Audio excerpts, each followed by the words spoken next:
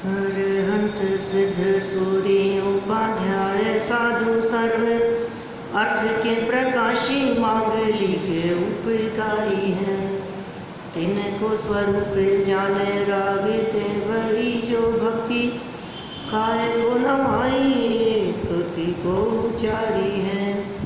धन धन तिन्हीं थे आज सब आज भये कर जोड़े बारे बारे वंदना हमारी है।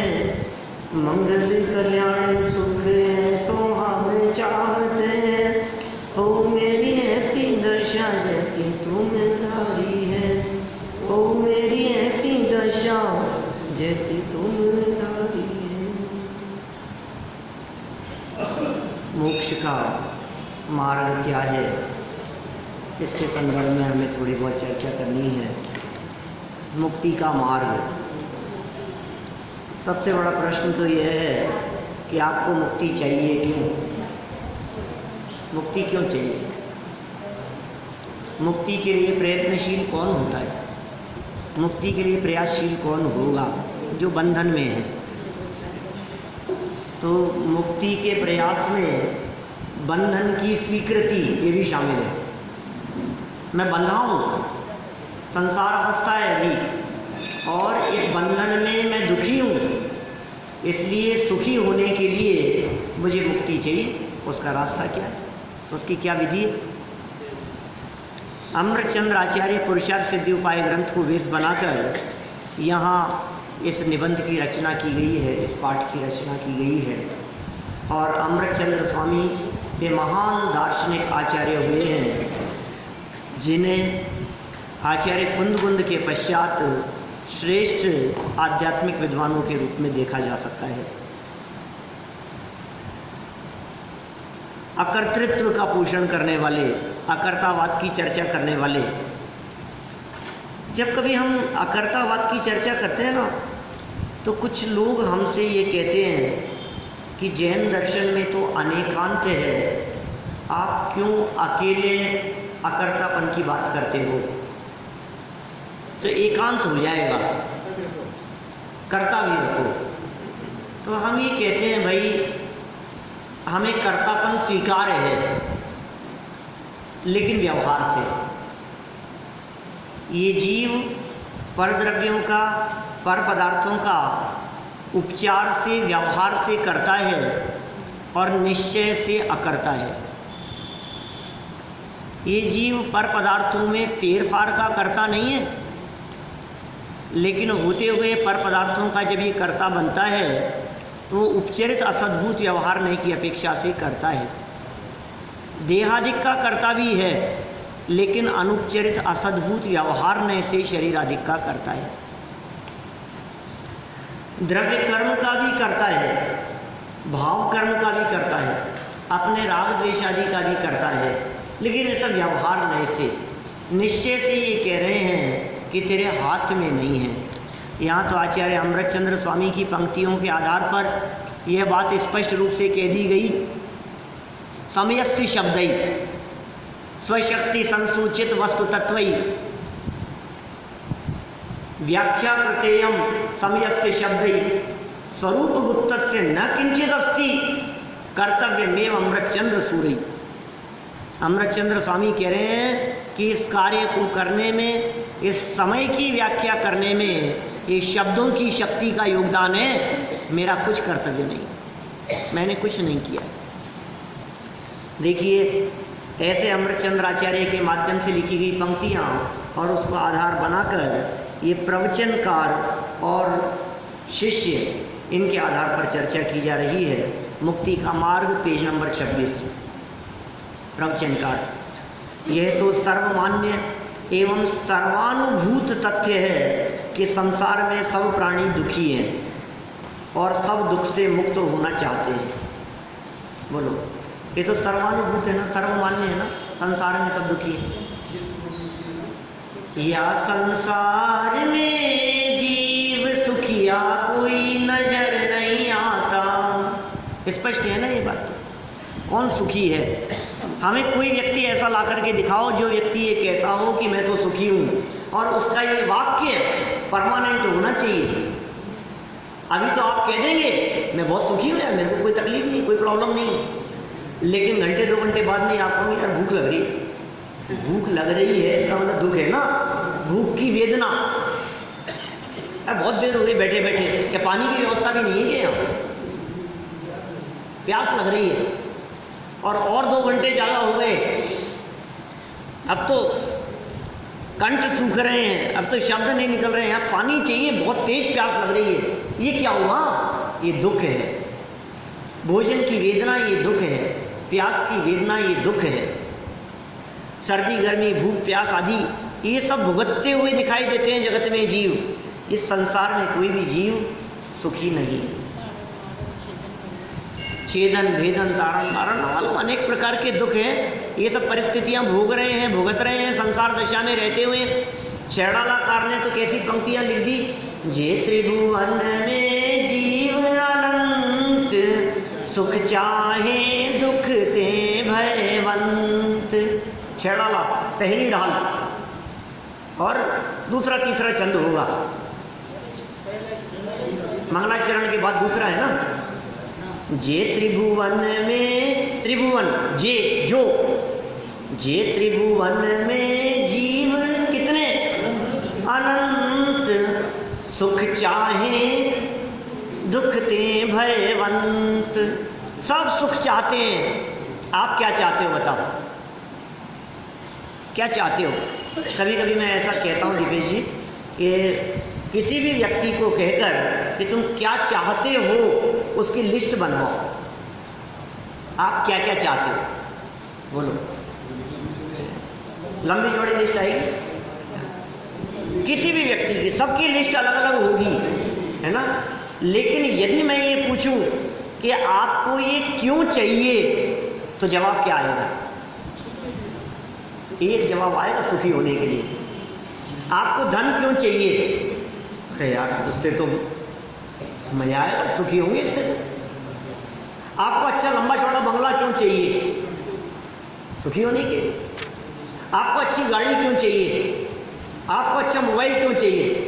हाथ में थोड़ा सा स्टेटस दिखता है, अच्छा लगता है, हाथ में हो ना तो अच्छा लगता है। क्यों चाहिए आपको? अच्छा आपको गोरा होना है, क्यों? आपके बाल काले रहने चाहिए, चेहरे पर झुर्रियाँ नहीं पड़नी चाहिए। आप क्या क्या चाहते हो वो बताओ। आपको मक्खन बड़े खाने हैं, आपको इडली सांभर खाना है, आपको डोसे खाने हैं, आज तो पकौड़ी बननी चाहिए। क्यों क्यों ये तो बताओ। जे त्रिभुवन में जीव अनंत, सुख चाहे दुख ते भयवंत। सब सुख चाहते हैं, इसके अलावा कुछ नहीं। एक वाक्य में जवाब होगा सुख चाहिए, रोलेक्स चाहिए आपको। ये क्यों? क्यों? क्या उससे अच्छे से क्या होगा? सुख चाहिए हमारे लिए। सुख चाहे, अच्छी से अच्छी गाड़ी, नौकर चाकर होनी चाहिए। क्यों? सुख चाहे। ये यही कह रहे हैं, यह सर्वमान्य तथ्य है, सर्वानुभूत, सबके अनुभव में आने वाली बात है कि संसार में सब प्राणी दुखी हैं और दुख से मुक्ति चाहते हैं। तदर्थ यत्न भी करते हैं। यत्न नहीं करते क्या? यदि आपको ऐसा लगता है कि मैं सुख चाहता हूँ तो आप सुखी हो क्यों नहीं जाते? आप चाहते हो तो हो जाओ ना। सुख प्राप्ति हेतु प्रयत्न करते, सुख जाता दूर है, तू क्यों भयंकर भाव मरण प्रवाह में चकचूर। किसकी लाइन है? श्रीमद् राजचंद्र जी की। क्या कहते हैं वे? सुख प्राप्ति हेतु प्रयत्न करते। प्रत्येक प्राणी सुख के लिए दौड़ रहा है। सुबह से दौड़ शुरू होती है और शाम तक थक हार करके बिस्तरों में नहीं पड़ जाता है, तब तक दौड़ता रहता है। सुखी होने के लिए टीवी ऑन करता है, फिर सुखी होने के लिए टीवी बंद करता है। सुखी होने के लिए दौड़ता रहता है, यहाँ से वहाँ, वहाँ से वहाँ, वहाँ से वहाँ। किस लिए? सुखी होने के लिए। सुख प्राप्ति हेतु प्रयत्न करते, सुख जाता दूर है, तू क्यों भयंकर भाव मरण प्रवाह में चकचूर है। चकचूर है, दुखी है सुखी होने के लिए, क्यों नहीं हो जाता है? ये कह रहे हैं तदर्थ यत्न भी करता है, पर उस मुक्ति का सही मार्ग पता न होने से उनका किया गया सारा ही प्रयत्न व्यर्थ जाता है। सारा प्रयत्न व्यर्थ है। उसका कारण ये है कि हम जो कोशिश कर रहे हैं यह कोशिश गलत है। हम जो सुख प्राप्ति के लिए प्रयास कर रहे हैं, हम जो मुक्ति के लिए प्रयास कर रहे हैं, वो प्रयास उल्टा है।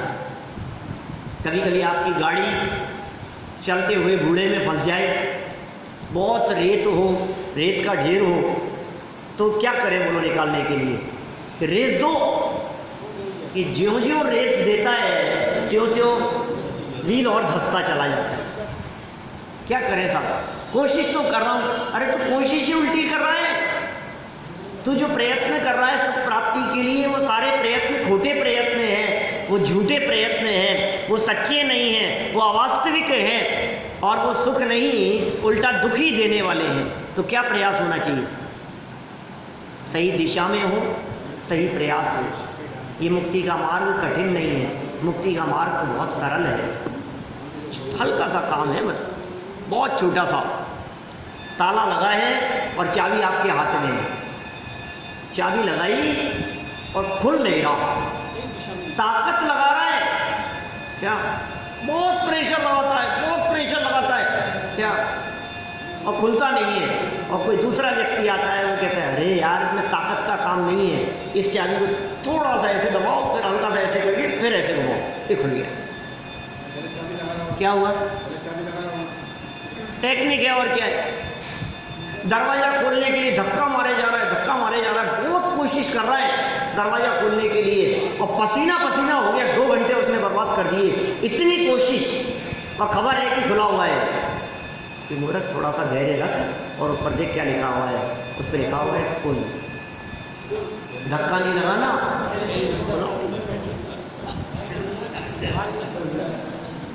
कितना आसान काम है।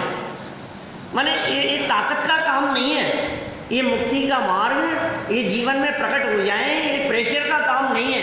ऐसा करो, वैसा करो, ये करो, वो करो, तो धैर्य रख, बहुत ईजी है। जिनवर की वाणी से हमने ये जाना, सबसे सरल है निज पद पाना।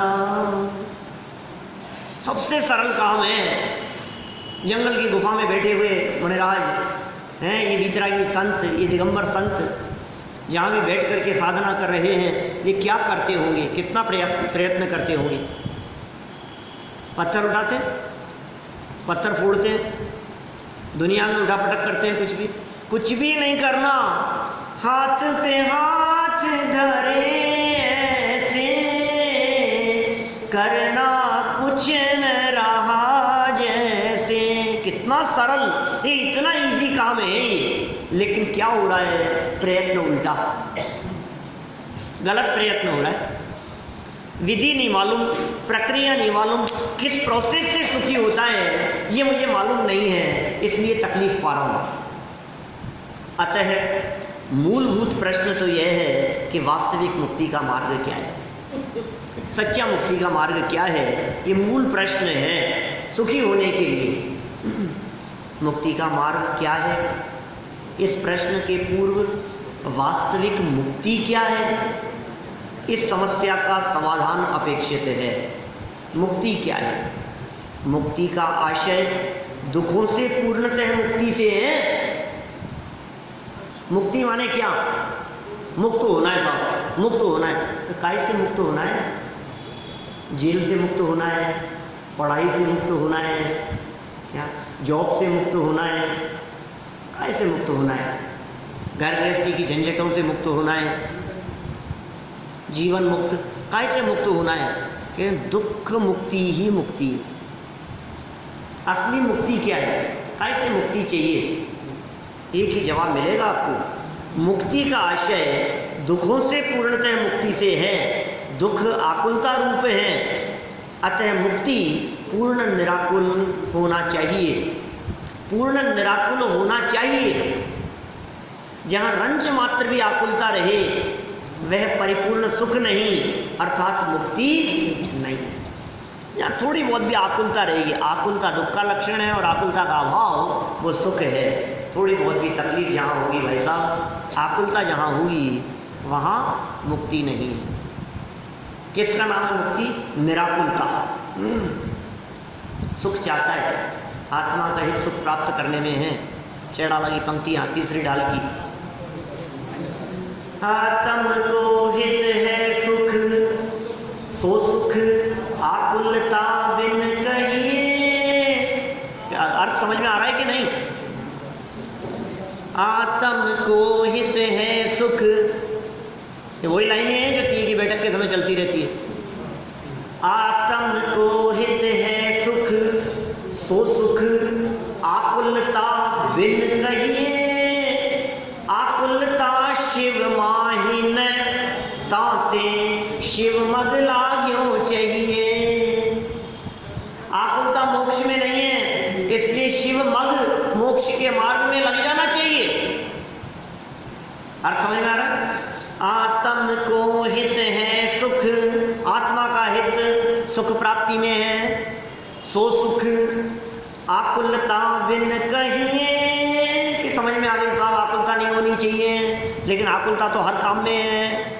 खाने में आकुलता, नहाने में आकुलता, कहीं जाने में आकुलता, मंदिर जाने में आकुलता, प्रवचन सुनने में आकुलता, सुनते रहने में आकुलता, उठना बैठना खाना पीना सब क्रियाओं में तो आकुलता है। ऐसी कोई जगह है कि जहाँ आकुलता नहीं हो? आकुलता शिव माहिन ताते शिव मग लाग्यो चाहिए। आकुलता मोक्ष में नहीं है, इसलिए हे भव्य जीव मोक्ष के मार्ग में लग जाना चाहिए। वह परिपूर्ण सुख है, उसका नाम मुक्ति है। मुक्ति में आकुलता नहीं है। मुक्ति का मार्ग क्या है, इसका निरूपण करते हुए आचार्य अमृतचंद्र लिखते हैं, मुक्ति का मार्ग क्या है। एवं सम्यक दर्शन बोध चरित्र त्रयात्मको नित्यम तस्यापि मोक्ष मार्गो भवति निषेव्यो यथा शक्ति। बोल सकते हैं क्या आप लोग? आधी आधी लाइन बुलवाता हूँ, थोड़ा थोड़ा बोलना। संस्कृत से थोड़ा बहुत परिचय होना चाहिए हमारा, थोड़े थोड़े शब्द हमारी जबान से निकलने चाहिए। ये मूल शब्द हैं आचार्यों के। एवं सम्यक दर्शन, एवं सम्यक दर्शन, 10% लोग भी नहीं बोलते। एवं सम्यक दर्शन बोध चरित्र त्रयात्मको नित्यम तस्यापि मोक्ष मार्गो, तस्यापि मोक्ष मार्गो भवति निषेव्यो यथा शक्ति। क्या कह रहे हैं? एवं इस प्रकार सम्यक दर्शन, बोध मतलब ज्ञान, चरित्र, सम्यक दर्शन ज्ञान और चरित्र त्रयात्मको, तीनों मिलकर के ये एक मोक्ष मार्ग है। तस्यापि मोक्ष मार्गो भवति होता है, निषेव्यो सेवन करना चाहिए, यथाशक्ति अपनी शक्ति के अनुसार। नीचे अर्थ भी लिखा है, सम्यक दर्शन, सम्यक ज्ञान और सम्यक चारित्र, इन तीनों की एकता ही मोक्ष मार्ग है। ये तीन मोक्ष मार्ग नहीं है। कोई सम्यक दर्शन के मार्ग से चला जाएगा, कोई ज्ञान मार्ग से मोक्ष चला जाएगा, कोई भक्ति मार्ग से, कोई चारित्र मार्ग से मोक्ष चला जाए। हमारे यहाँ ऐसा नहीं है। ये तीनों मिलकर के एक मोक्ष मार्ग है। सम्यक दर्शन भी चाहिए, सम्यक ज्ञान भी चाहिए, सम्यक चारित्र भी चाहिए। बहुत चर्चाएं की है इसकी। जब उमा स्वामी आचार्य ने तत्वार्थ सूत्र में पहला सूत्र लिखा, सम्यक दर्शन ज्ञान चारित्राणि मोक्ष मार्ग है, ये जब पहला सूत्र लिखा गया, सम्यक दर्शन ज्ञान चारित्राणी मोक्ष मार्ग है। बोले सम्यक दर्शन, सम्यक ज्ञान और सम्यक चारित्र की एकता का नाम मोक्ष मार्ग है। ये उमा स्वामी का सूत्र।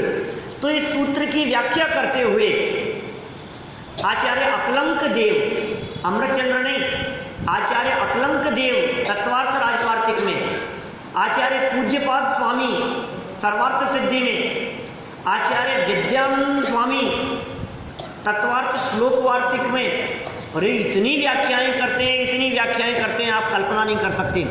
सम्यक दर्शन ज्ञान चारित्राणी मोक्ष मार्ग है, इस सूत्र की व्याख्या 400 पेजों में है, तत्वार्थ श्लोक वार्तिक। आप उठा करके देखो तो आपका दिमाग घूम जाता है, यार क्या वर्णन कर रहे हैं आचार्य जी, कितना विस्तार से समझा रहे हैं। जब तत्वार्थ राजवार्तिक वगैरह उठा करके देखते हैं तो सम्यक दर्शन ज्ञान चारित्राणी इसकी एकता के संदर्भ में ऐसे ऐसे एग्जाम्पल देकर के बात कही। देखो, रोगी को रोग मुक्त होने के लिए 3 बातें चाहिए: डॉक्टर और दवाई पर श्रद्धा, दवाई का ज्ञान और दवाई का सेवन। क्या क्या कह दिए? दर्शन ज्ञान चारित्र, श्रद्धा ज्ञान चारित्र, तीनों में से एक भी माइनस हो ना तो काम नहीं चलेगा। अरे डॉक्टर साहब, हमें तो आप पर पूरा भरोसा है। क्या ये भरोसा है? डॉक्टर पे भरोसा, और दवाई कैसे लेनी है, क्या करनी है, ये पूरा समझ भी लिया। डॉक्टर ने प्रिस्क्रिप्शन लिखा और फिर पूछा, समझ में आ गई ना? कि हाँ, अच्छी तरह से समझ लिया। लेकिन सेवन नहीं करे तो क्या होगा? तबीयत कितनी ठीक होगी? अब तबीयत ठीक नहीं हुई, 3 दिन बाद में वापस गए, फिर सारी चर्चा हुई और डॉक्टर ने कहा, अरे यार 3 दिन बिगाड़ दिए तुमने, प्रॉब्लम और बढ़ गई, अलग तरह की हो गई, तो वापस नया प्रिस्क्रिप्शन लिखता हूँ। और आप ध्यान रखना, तुम्हें दवाई लेनी है, उसके बिना ठीक नहीं होंगे। तो अब इसका दिमाग सिर्फ लेने पर लगा है। डॉक्टर साहब पे पूरा भरोसा है और दवाई लेनी है, लेकिन कैसे लेनी है उधर ध्यान नहीं दिया। जाना नहीं तो क्या होगा? जानना कितना जरूरी है। अकेला खाना है, अब कब लेनी है दवाई? भूखे पेट लेनी थी, उसको भोजन करके लेता है। सुबह लेनी थी, उसको रात को सोते समय लेता है। जिसको चाशनी के साथ में लेनी थी, उसको पानी से लेता है, दूध से लेता है। तो क्या होगा? ले तो रहा है, लेकिन कैसे ये पता नहीं हो तो क्या हो? फिर बीमार, तकलीफ में आया वापस। क्या अब श्रद्धा निकल गई इसकी डॉक्टर से, तो कितना भी समझ लो और कितना भी ले लो, बिना भरोसे के दवाई असर नहीं करती। जब तक आपको भरोसा नहीं है ना, तब तक ये ज्ञान चारित्र काम नहीं आएगा। पॉइंट समझ में आ रहे? सिद्ध चक्र विधान, संत लाल जी कवि और भी आचार्यों ने इस तरह के उल्लेख किए। अंध, पंग और आलसी जुदे जुदे भी हो तो तीनों लोग जलते हैं दावानल में। अंधा है, पंगु है और आलसी है, ये 3 लोग हैं और तीनों जंगल में आग लगी है और वहाँ आग में दूर से देख रहे हैं। एक अंधा है, उसको दिख ही नहीं रहा है, एक पंगु है जो दौड़ नहीं सकता है, और एक आलसी है, प्रमादी है। अब क्या होगा? यदि ये अलग अलग हैं तो जल जाएंगे, और यदि ये तीनों मिल गए तो तिर जाएंगे, निकल जाएंगे, पार हो जाएंगे। ये कह रहे हैं सम्यक दर्शन, सम्यक ज्ञान और सम्यक चारित्र, इन तीनों की एकता वो मोक्ष मार्ग है, वो मुक्ति का मार्ग है। ये भव्य जीवों अपनी शक्ति अनुसार उसका सेवन करना चाहिए, यथाशक्ति सेवन करना चाहिए। अतः यह तो निश्चित हुआ कि सम्यक दर्शन अर्थात सच्ची श्रद्धा, सम्यक ज्ञान अर्थात सच्चा ज्ञान और सम्यक चारित्र अर्थात सच्चा चारित्र, तीनों की एकता ही सच्चा मुक्ति का मार्ग है। ये तो निश्चित हो गया है ना। पर प्रश्न उठता है कि सम्यक दर्शन, सम्यक ज्ञान और सम्यक चारित्र क्या है? वही देखो, अब इसको जानो मत तो अरे बस चारित्र नहीं कर, समझो, मतलब गहराई में मत जाओ, सेवन मत करो, तुम तो समझो, बस समझते रहो। अरे भाई पालन तो करो। श्रद्धा की बात करें तो काय की श्रद्धा करनी है? कह दिया ना बस। श्रद्धा क्या होता है? तुम तो अरे भाई नहीं चलेगा, ऐसा नहीं होगा। सम्यक दर्शन क्या है, सम्यक ज्ञान क्या है, सम्यक चारित्र क्या है, आचार्यों ने सम्यक दर्शन, सम्यक ज्ञान और सम्यक चारित्र का क्या स्वरूप बतलाया है, इसे बहुत गहराई से जानना समझना जरूरी है। क्योंकि मैं 99% लोगों के बारे में ये कह सकता हूँ, 99.9% लोगों के बारे में कह सकता हूँ, समाज में और जैन कुल में उत्पन्न होने वाले लोगों के बारे में, सम्यक दर्शन ज्ञान चारित्र के बारे में या तो वे जानते नहीं हैं या उन्होंने कभी सुना नहीं है, और थोड़ा बहुत जानते हैं तो गलत जानते हैं। कितने परसेंट लोगों के बारे में कह रहा हूँ? 99.9% लोगों के बारे में। लोगों से चर्चा करो, समाज में जैन कुल में पैदा हुए लोगों से सम्यक दर्शन ज्ञान चारित्र के बारे में, तो कहेंगे यार ये क्या उटपटांग बातें कर रहे हो, ये तुम्हारी बातें तुम्हारे बस में रखो। कौन सा सम्यक दर्शन और कौन सा ज्ञान चारित्र की बातें कर रहे हो, ये सब बेकार की बातें हैं। कहाँ 21वीं सदी में चल रहे हैं हम लोग, तुम 16वीं 18वीं सदी की बात कर रहे हो। ये पुराने ज़माने की बातें, कहाँ रॉकेट का ज़माना है, बैलगाड़ी के ज़माने में ले जा रहे हो हमारे। ये धर्म कर्म की बातें पुराने ज़माने की बातें हैं। तो हम कहते हैं भैया धर्म कर्म की बातें पुराने ज़माने की तुम कह रहे हो, लेकिन एक बात बतलाओ, तुम्हें सुखी होना है या नहीं होना है?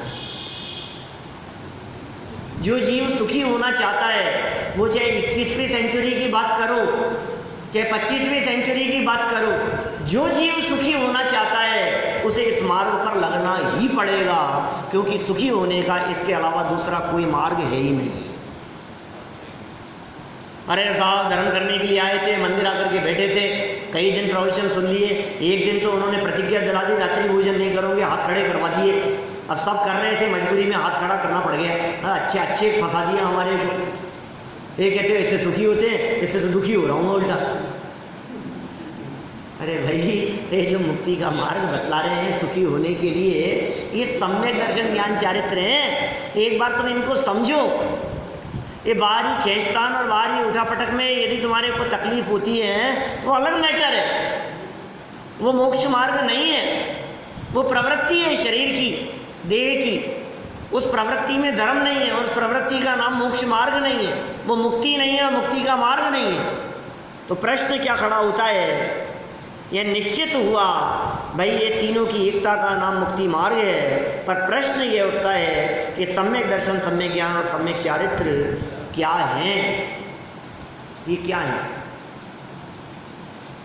जवाब, निश्चय से तो तीनों आत्म रूप ही है। निश्चय से तो तीनों कैसे? सम्यक दर्शन भी, सम्यक ज्ञान भी और सम्यक चारित्र भी। जरा पूछना सम्यक दर्शन ज्ञान चारित्र के बारे में चर्चा करने वाले लोगों से भी, समाज के लोगों से, कि ये क्या है तीनों। तो कहेंगे सम्यक दर्शन ज्ञान तो आत्मा में होता है, लेकिन चारित्र तो बाहर में होता है। जब जब चारित्रम खलु धम्मो ये लाइन आप पढ़ते हो तो आपके दिमाग में क्या आता है? अच्छे पढ़े लिखे लोगों की बात कर रहा हूँ। जब आप चारित्रम खलु धम्मो पढ़ते हो, जब बैनरों पर लिखा हुआ होता है, जब आप जुलूस में चारित्रम खलु धम्मो बैनर लेकर के चलते हैं, जब कभी मंदिरों में ऐसे वाक्य चारित्रम खलु धम्मो आपको दिखता है, तो उसका मतलब आप क्या समझते हैं ये बताओ। निश्चय से चारित्र ही धर्म है, लेकिन कौन सा चारित्र? रात्रि भोजन त्याग, जमीकंद का त्याग, पानी छान करके पीना, बाजार का नहीं खाना, ये पालन करना है, अणुव्रतों का पालन करना, महाव्रतों का पालन करना, ये चारित्र ना, ये चारित्र धर्म है। ये नहीं लिखा। ये लाइन जिस जगह की है जरा वो पूरा सेंटेंस तो पढ़ो। जहां की ये लाइन है वो सेंटेंस पूरा तो पढ़ो, जहां चारित्रम खलु धम्मो लिखा गया है। सब क्लियर हो जाएगी बात। अभी तो अपन पढ़ेंगे, इसमें आएगी चर्चा। ये प्रवचन सार की 7 नंबर की गाथा है, उसका एक चरण है। गाथा में 4 चरण होते, आधी आधी आधी आधी 4 चरण होते हैं एक गाथा में। उसका एक चरण है चारित्रम खलु धम्मो। पूरी बात पढ़ोगे तो उन्होंने कहा है निश्चय से चारित्र ही धर्म है, और वह चारित्र राग द्वेष से रहित समता भाव का नाम है।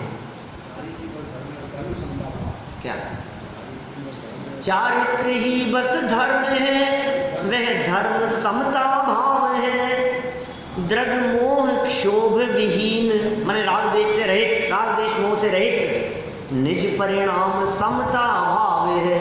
और वो समता भाव चारित्र। आप कौन सा चारित्र समझ रहे हैं और आचार्य देव कौन से चारित्र की बात कर रहे हैं? दर्शन मतलब जड़ और चेतन को अलग अलग पहचानना। सम्यक दर्शन क्या चीज है, ये चर्चा तो कल करेंगे अपन। क्या सम्यक दर्शन किसका नाम है? आप जो कह रहे हैं वो सही बात है, ऐसा ही है स्वरूप, लेकिन सम्यक दर्शन किसे कहते हैं ये प्रश्न उठा करके यहाँ जवाब दिए। तत्वार श्रद्धानम सम्यक दर्शनम, अपापर के श्रद्धान का नाम सम्यक दर्शन है। स्वपर भेद विज्ञान का नाम क्या, तत्रूप प्रतीति का नाम सम्यक दर्शन है। निज को निज, पर को पर जान, इसका नाम सम्यक दर्शन है। एक 3 सम्यक दर्शन ज्ञान चारित्र को इन्होंने आत्म रूप कह करके पुकारा है। ये कुछ अलग हट की बातें हैं दीपेश जी, शास्त्र के आधार से बात कर रहे हैं। ये चर्चाएं सामान्य सभाओं में नहीं चलती है, क्या बड़ी बड़ी सभाओं में तो चलती ही नहीं है, क्योंकि वहाँ भीड़ होती है, वहाँ जनरल पब्लिक होती है। क्या वो उन लोगों को इन बातों की गहराई से कुछ मतलब ही नहीं दिखता है। उनको लगता है यार ये बातें फिजूल की बातें दिखती है। जगत जनों को ऐसा लगता है अरे यार क्या सम्यक दर्शन, सम्यक ज्ञान, सम्यक चारित्र में उलझा रहे हो हमारे को, ये क्या बातें हैं यार, क्या तत्व की बात कर रहे हो, क्या द्रव्यों की बात कर रहे हो, क्या आत्मा की बातें करते हो, क्या दम है इनमें। लोग तो ऐसा कहते हैं। आप तो ये बताओ पैसा कैसे कमाया जाए? क्या आप तो कोई ऐसा मंत्र बतला दो जिस मंत्र की हम रोजाना माला का जाप करें और बिजनेस बस ऐसे चलने लगे। ऐसा कोई उपाय बतला दो हमारे को। ये धर्म है, और धर्म इसीलिए करते हैं हम तो। संकट में है, परेशानियों में है तो हमें धर्म सूझता है। हमारे को प्रॉब्लम्स दिख रही है तो हमें मंदिर दिखता है, भगवान दिखते हैं, हमें लगता है भगवान तुम ही बचा लोगे। हे प्रभु तेरे पास में आया हूँ, तेरे ही भरोसे, हे भगवान तेरी शरण में, मझधार में है नैया, प्रभु पार लगा देना। हे भगवान ये केस उलझ गया है, हे भगवान बस, हे भगवान सच्चा भक्त हूँ, हे भगवान पूरी बस ले जाऊंगा यात्रा के लिए, बस ये काम। इसलिए भगवान याद आते, ये 6 द्रव्य याद नहीं आते, 7 तत्व याद नहीं आते, अनेकांश यादवाद याद नहीं आता, सम्यक दर्शन ज्ञान चारित्राणी मोक्ष मार्ग है याद नहीं आता, रत्नत्रय धर्म है, रत्नत्रय मुक्ति का मार्ग है ये याद नहीं आता, निराकुलता में सुख है ये बात समझ में नहीं आती, स्मरण ही नहीं आती, क्योंकि ये चर्चा ही नहीं होती है हमारे द्वारा। ये समझा रहे हैं यहाँ पर कैसे होगा। देखो 3 लाइनों में बात कह रहे हैं। निश्चय से तीनों आत्मस्वरूपी हैं, आत्मरूपी हैं, अर्थात आत्मा की शुद्ध पर्याय ही हैं। 3 लाइन अपेक्षा रखता हूँ ये गद्य 3 लाइन पढ़ने के बाद आपको पद्य पंक्तियाँ याद आए। भैया पढ़ता हूँ, देखो। पर पदार्थों से भिन्न अपनी आत्मा का वास्तविक स्वरूप सन्मुख होकर समझकर उसमें स्वसन्मुख होकर समझकर उसमें आत्मपने की श्रद्धा सम्यक दर्शन। पर पदार्थों से भिन्न अपनी आत्मा की तथा पर पदार्थों की स्वसन्मुख होकर यथार्थ जानकारी वो सम्यक ज्ञान और पर पदार्थों एवं पर भावों से भिन्न अपनी ज्ञान स्वभावी आत्म स्वरूप में लीन होते जाना ही सम्यक चारित्र है। चारित्र तो चेतना के साथ हो जाना। हाँ, उसमें लीन हो जाना। अब ये लाइनें कोई ऐसा नहीं है कि कहीं से भी लिख दी हो, मन से लिख दी हो। शास्त्र आधार क्या है लाइनों के पीछे? इसका शास्त्र आधार वो है 6 डाला। आचार्यों की पंक्तियां भी मिलेगी। 6 डाला की पंक्तियां बिल्कुल स्पष्ट है। इन्होंने 6 डाला से लिए क्या? इसे व्याख्या है ना भाई। 20 नंबर का जो श्लोक दिया पुरुषार्थ सिद्धि उपाय का, उसमें तो सम्यक दर्शन ज्ञान चारित्र की एकता की बात कह दी। अब नीचे जो ये पैराग्राफ व्याख्या स्वरूप लिखा गया, ये तो 6 डाला का आधार से लिखा है ना। क्या लिख रहे हैं? पर द्रव्यन्ते भिन्न आप में रुचि सम्यक भला है, आप रूप को जान पनो सो सम्यक रूप में लीन रहे फिर, सम्यक चारित्र सोई। मिली यही लाइन है। परिद्रव्यन्ते भिन्न आप में रुचि, सम्यक्त्व ये सम्यक दर्शन, और परद्रव्यन्ते भिन्न आप रूप को जान पनो सो सम्यक ज्ञान, और परद्रव्यन्ते भिन्न आप रूप में लीन रहे फिर, सम्यक चारित्र सोई। अब बोलो ये व्याख्याएं जो है, ये शास्त्रों की व्याख्याएं, ये आगम की व्याख्याएं, ये जो बातें, ये जो पंक्तियां हम अनेक बार गुनगुनाते हैं, बोलते हैं, सुनते हैं, हमारा ध्यान क्यों नहीं जाता है इन पंक्तियों की तरफ। जैन समाज में सर्वाधिक पढ़े जाने वाला ग्रंथ है छेड़ाला, सबसे ज्यादा पढ़े जाने वाला ग्रंथ है। 2-3 ग्रंथ ऐसे हैं, 3-4 ग्रंथों की मैं बात कह सकता हूं जो दिगंबर जैन समाज में सबसे ज्यादा पढ़े जाते हैं। छेड़ाला, तत्वार्थ सूत्र, भक्तामर स्तोत्र, द्रव्य संग्रह, क्या द्रव्य संग्रह कम है, लेकिन छेड़ाला तत्वार्थ सूत्र, रत्नकर्ण श्रावकाचार, भक्तामर का तो पाठ है, कितने होते हैं। भक्तामर आप जानते हैं भक्तामर का मतलब क्या है? भक्तामर में किसकी स्तुति की है, भक्तामर में स्तुति क्यों की गई है, उसका अर्थ क्या है, उनके श्लोकों में किस तरह का मर्म भरा हुआ है। आपको तो बस इतना सा लगता है कि हम भक्तामर का पाठ करेंगे तो संकट नहीं आएगा, बस इतना सा लगता है। उन संस्कृत पंक्तियों का अर्थ समझो, उनका भाव समझो, उनका मर्म समझो, जो मर्म उनमें छिपा हुआ है, बहुत मार्मिक है, मज़ा आता है उन सब बातों को देखने से। तो मेरा कहने का मतलब ये है कि ये जो ग्रंथ हैं, समझ लो मोक्ष मार्ग प्रकाशक है, समय सार है, ये ग्रंथ जगह जगह देखोगे आपको तो ये चर्चाएं, द्रव्य संग्रह, छेड़ाला, तत्वार्थ तो बहुत पढ़े जाते हैं। उन छेड़ाला की पंक्तियां हैं, सम्यक दर्शन, सम्यक ज्ञान, सम्यक चारित्र की व्याख्या, आत्मस्वरूप पर द्रव्यों से भिन्न। अब इस सम्यक दर्शन के लिए क्या करना है, आपको कहाँ जाना है? सम्यक दर्शन के लिए कितनी माला का जाप करें कि सम्यक दर्शन हो जाए? कितने क्षेत्रों की तीर्थ वंदना करें कि सम्यक दर्शन की प्राप्ति हो जाए? नहीं होगी ना। सम्यक दर्शन की प्राप्ति की विधि क्या है? ये सम्यक दर्शन प्रकट कैसे होता है, ये सम्यक दर्शन प्राप्त कैसे होता है, इसकी चर्चा कल आएगी यहाँ।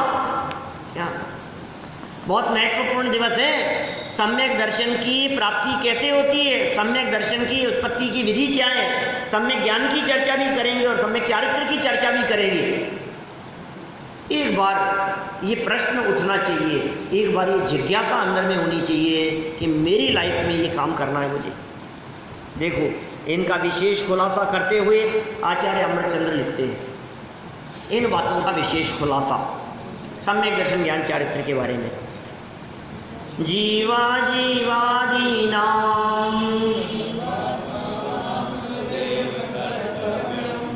जीवा जीवादीनां तत्वार्थानां सदैव कर्तव्यम् श्रद्धानं विपरीता विनिवेश विविक्तमात्मरूपं तत्।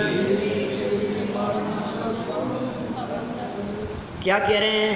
जीवा जीवादीनाम तत्वार्थानाम, जीव जीवादि का ये जो तत्वार्थ कहे गए हैं इनका श्रद्धान सदैव कर्तव्यम, ये कर्तव्य है। हमें तो बुजुर्गों की सेवा करना कर्तव्य दिखता है। अरे ये जो कर्तव्य है बुजुर्गों की सेवा करना, ये कर्तव्य तो मानव मात्र का कर्तव्य है, मनुष्य मात्र का कर्तव्य है। लेकिन जैन कुल में जन्म लिया है तो तुम्हारे और भी कुछ कर्तव्य है क्या? एक ही कर्तव्य थोड़ी ना होता है। गरीबों की सेवा करना, ये संभालना, अरे भाई बहुत कर्तव्य है। यदि तुम डॉक्टर हो तो मरीजों को ध्यान से देखना संभालना भी तुम्हारा कर्तव्य है। यदि तुम मंदिर के पदाधिकारी हो तो मंदिर की व्यवस्थाओं को संभालना भी तुम्हारा कर्तव्य है। एक पिता है तो पुत्र की जवाबदारी तुम्हारा कर्तव्य है। आप यदि बालक हैं तो माता पिता की सेवा करना तुम्हारा कर्तव्य है। तो एक व्यक्ति के अनेक कर्तव्य हो सकते हैं ना एट ए टाइम। तो एक जैन होने के नाते, हम जैन हैं, जैन कुल में हमने जन्म लिया है, तो इस नाते हमारा क्या कर्तव्य है? जीवा जीवादीनां तत्वार्थानां सदैव कर्तव्यम श्रद्धान परमार्थानां विपरीताभिनिवेश विविक्त आत्म रूपम तक। विपरीताभिनिवेश से रहित जीवा जीवादिक 7 तत्वों का सदैव श्रद्धान करना ही कर्तव्य है। ये कर्तव्य है। देखो क्या कह रहे हैं, सामने अर्थ पढ़ता हूं 27 पेज पर। विपरीत मान्यता से रहित जीवादिक तत्वार्थों का श्रद्धान करना ही सम्यक दर्शन है। यही सम्यक दर्शन है। इसे प्राप्त करने का नित्य प्रयत्न करना चाहिए, क्योंकि वह आत्म रूप ही है। ये प्रयत्न करो। भागदौड़ नहीं करनी है, मेहनत नहीं करनी है, मजदूरी नहीं करनी है, आपको ज़्यादा परिश्रम नहीं करना है, ये श्रद्धान करना है। हमें सबसे पहले सम्यक दर्शन प्राप्त करने का प्रयत्न करना चाहिए। सम्यक दर्शन, सम्यक ज्ञान और सम्यक चारित्र में से सबसे पहले काम क्या है? सम्यक दर्शन ज्ञान चारित्राणि मोक्ष मार्ग है। इन तीनों की एकता का नाम मोक्ष मार्ग है। इसमें फर्स्ट स्टेप क्या है? सबसे पहला ये कह रहे हैं, सबसे पहले सम्यक दर्शन प्राप्त करने का यत्न करना चाहिए, क्योंकि इसके प्राप्त किए बिना मोक्ष मार्ग का आरंभ ही नहीं है। क्या? इसके प्राप्त किए बिना, इस सम्यक दर्शन के प्राप्त किए बिना मोक्ष मार्ग का शुरुआत ही नहीं है। कि साहब आप तो कह रहे हो सम्यक दर्शन के बिना मोक्ष मार्ग की शुरुआत नहीं है, हम कैसे मान लें? कि श्लोक पढ़ो। क्या हमारे कहने से कुछ मत मानो। 1000 साल पहले हुए आचार्य अमृतचंद्र स्वामी की तो मानो। उन्होंने जो लिखा है उन पंक्तियों को तो पढ़ो। वे क्या कह रहे हैं? तत्रादौ सम्यक्त्वं, तत्रादौ सम्यक्त्वं। क्या कह रहे हैं वहां? सबसे पहले सम्यक दर्शन।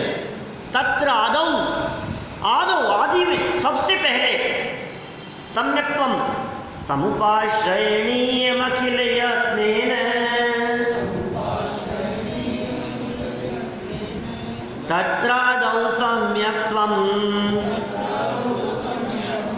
समुपाश्रयणीयमखिल यत्नेन।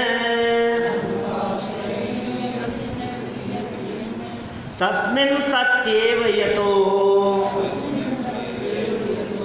तस्मिन् सत्येव यतो भवति ज्ञानं चरित्रं च। बहुत गजब बात कह रही है। इतना गजब कह रहे हैं ये भाई साहब। सबसे पहले सम्यक दर्शन की प्राप्ति करो, बहुत प्रकार से प्रयत्न करके भी। कि क्यों साहब पहले चारित्र ले लें? तो बोले सम्यक दर्शन के बिना ज्ञान और चारित्र सम्यक नहीं होते। ये कह रहे हैं। ये लाइनें ऐसी लाइन है जिन लाइनों के संदर्भ में घंटों चर्चा करो। बोलो, ये प्रवचन है, ये प्रवचनकार की पंक्तियां हैं। सम्यक दर्शन के बिना ज्ञान और चारित्र सम्यक नहीं होते। सम्यक दर्शन के बिना ज्ञान और चारित्र झूठे होते हैं। सम्यक दर्शन के बिना ज्ञान और चारित्र का कुछ औचित्य नहीं है, कुछ सार्थकता नहीं है। कितना भी ज्ञान प्राप्त कर लो, सब अंग पढ़े नौ पूर्व रटे, पर उसका भान नहीं होवे। श्रद्धान नहीं होवे, भान नहीं होवे। खूब पढ़ लिया हमने, खूब समझ लिया हमने, तो क्या होगा?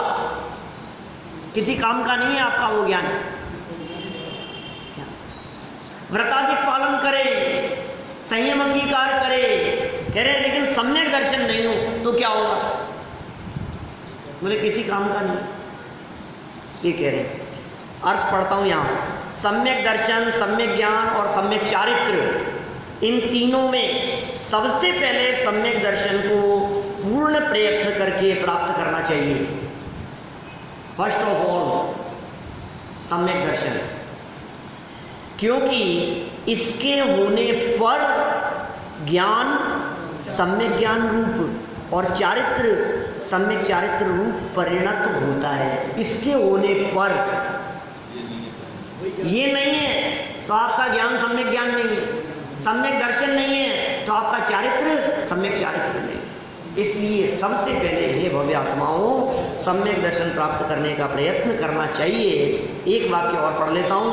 सम्यक दर्शन के बिना समस्त ज्ञान अज्ञान है। सम्यक दर्शन के बिना समस्त ज्ञान अज्ञान है और समस्त महाव्रतादि रूप शुभाचरण मिथ्या चारित्र रूपी रहता है। क्या सम्यक दर्शन के बिना, कल इस लाइन की चर्चा करते हुए सम्यक दर्शन क्या चीज़ है, सम्यक दर्शन कैसे प्राप्त होता है, इसकी चर्चा अपेक्षित विस्तार से करेंगे। अभी की बात को यहीं विराम देता हूँ।